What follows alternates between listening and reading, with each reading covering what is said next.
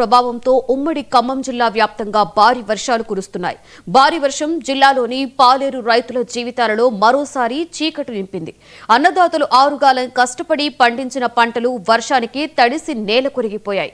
కోతకు సిద్ధంగా ఉన్న పంట కళ్ల ముందే నేల కొరిగిపోవడంతో రైతులు తీవ్ర ఆవేదన వ్యక్తం చేస్తున్నారు. మరోవైపు పత్తి పంటలు కూడా తడిచి రంగుమారే పరిస్థితి వచ్చింది. మరో వారం రోజుల్లో వరి కోత ప్రారంభించాలి అనుకున్న రైతులు అకాల వర్షాల వల్ల తీవ్ర ఇబ్బందులు ఎదుర్కొంటున్నారు. ఇదే అంశం మీద మరింత సమాచారాన్ని మా ప్రతినిధి చిర్ర రవి అందిస్తారు. రాష్ట్రంలో కురిసినటువంటి భారీ వర్షాలకు ఖమ్మం జిల్లాలో ఉన్నటువంటి మున్నేరు ప్రాంతం మొత్తం కూడా వరదమయమైపోయింది. ఇప్పటికే ఇండ్లల్లో ఉన్నటువంటి ప్రజలు మొత్తం కూడా వారి వస్తువులన్నీ తడిసిపోయి ఇండ్లలో నుంచి బయటికి వెళ్లాల్సిన పరిస్థితి, మొత్తం పునరావాస కేంద్రాలకు కూడా తరలించినటువంటి పరిస్థితి ఇక్కడ మనం చూస్తున్నాం. ప్రధానంగా ఇక్కడ ఉన్నటువంటి ఏదైతే మున్నేరు ప్రాంత పరిధిలో ఉన్నటువంటి ప్రజలు మొత్తం కూడా ఏదైతే ఇండ్లకు నీరు రావడంతో మొత్తం ప్రజలు మొత్తం కూడా ఏదైతే ఇప్పుడు మనం చూస్తున్నాం మున్నేరు నదికి ఆనుకొని ఉన్నటువంటి ప్రాంతాలు ఏదైతే జలమయమైపోయినాయి.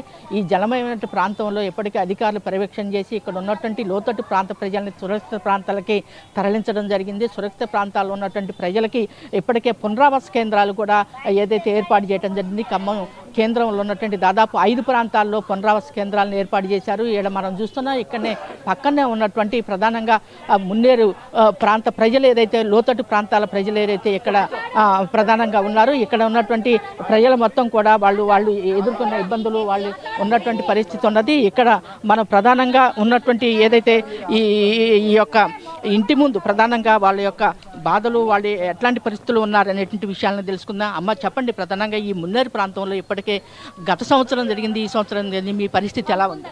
పోయిన సంవత్సరం అన్ని సామాన్లు మొత్తం ఇల్లు అన్ని రేకులు అన్నీ లేచిపోయినాయి. మళ్ళీ అదే ప్రకారంగా మళ్ళీ వస్తుంది. మళ్ళీ చదవలేక మాకు ఇబ్బంది అయిపోతుంది. కొద్ది దయచేసి ఆ కనకట్ట ఒకటి మాకు నిర్ణయించింది చాలు. మాకు మేము ఈ బాధలు పడలేకపోతున్నాం. సంవత్సరం ఎంతకని చదువుకోలేకపోతున్నాం. ప్రభుత్వం ఆదుకుంటే ఏం ఆదుకుంటారు, 10 పైసలంతా కూడా ఆదుకోలేకపోతారు. ఏముంది ఎంతమంది కానీ ఇది చేస్తారు చాలు. మాకు ఇక మమ్మల్ని ఒకటి కనకట్ట ఒకటి మాకు సహకరించాలి. ఇక్కడ ఏదైతే ఇంకా లోతట్టు ప్రాంతాల ప్రజలు ఉన్నారు వారిని కూడా అడుగుదాం. ఇక్కడ ఇంకా మరొకరు ఉన్నారు.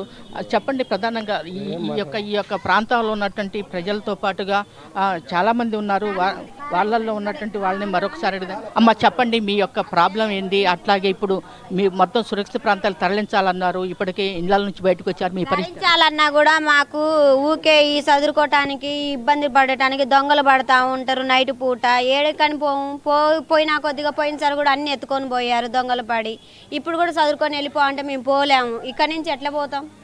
ఈ కరకట్ట కడితే మేము ఎటు పోకుండా ఉంటాం కదా. మాకు ఈ నీళ్ళ ఇబ్బంది ఇంత రాకుండా ఉంటుంది. ఆ కరకట్ట కట్టట్లేదు, మాకు ఇంత ఇబ్బంది పడుతూనే ఉన్నాం. వెనకే అన్నం ముందు వచ్చేటోళ్ళకి కడతారా, లేకపోతే వెనకే అన్నం ఉండేటోళ్ళకి కడతారా కరకట్టలు? ముందు మాకు ఈడ కడితే మాకు ఇంత వరద రాకపోవు. మాకు ఇక్కడ లోతట్టు ప్రాంతాల ప్రజలు ఏదైతే ఉన్నారో వాళ్ళకి ప్రధానంగా కరకట్ట అనేటువంటిది ఏది ఉంది. ఇది దాదాపు 100 కోట్ల 150 కోట్లతోటి ఏదైతే కరకట్ట ప్రాంతాన్ని మొత్తం కూడా ప్రభుత్వం ఇప్పటికే నిర్మాణం చేయాలని భావించింది. అయితే ఇది పూర్తి కాకపోవడంతో మొత్తం ఏదైతే లోతట్టు ప్రాంతాల ప్రజలు మొత్తం కూడా ఏదైతే ఇళ్ళు జలమయమైపోయి ఇప్పటికే అనేక సందర్భాల్లో అనేక సార్లు వర్షాలు వచ్చినప్పుడు భారీ వర్షాలు వచ్చినప్పుడు మమ్మల్ని ఇళ్ళ నుంచి ఖాళీ చేపిస్తున్నారు, దొంగల భయం ఉన్నది, అనేక ఇబ్బందులు పడుతున్నాము. ఈ కరకట్ట అనేటువంటిది కట్టడం వల్ల మాకు అన్ని రకాల ఇబ్బందులు తొలగిపోతాయి. కాబట్టి ప్రధానంగా ఇక్కడ ఉన్నటువంటి ఏదైతే ప్రజలు ఎవరైతే ఉన్నారో వారందరూ కూడా ఈ ఇబ్బందుల నుంచి బయటపడాల్సిన అవసరం ఉన్నది. ప్రధానంగా ప్రభుత్వం తక్షణమే ఏదైతే కరకట్ట నిర్మాణం చేసి ఈ యొక్క లోతట్టు ప్రాంతం ప్రధానంగా మున్నేరు నది ప్రాంతాల్లో లోతట్టు ప్రాంతాల ప్రజలకి కొంత ఇబ్బందులు తలెత్తకుండా చూడాలంటే ఖచ్చితంగా కరకట్ట నిర్మాణం చేయాల్సిన అవసరం ఉందని చెప్పేసి ఇక్కడ ఉన్నటువంటి పునరావాస కేంద్రాలకి మేము తరలినప్పుడు కూడా మాకు అనేక ఇబ్బందులు తలెత్తుతున్నాయని చెప్పేసి ఇక్కడ ఉన్నటువంటి ప్రజలు చెప్తున్నారు. సుధాకర్తో మున్నేరు వాగు నుంచి చిర్ర రవి, 99 టీవీ.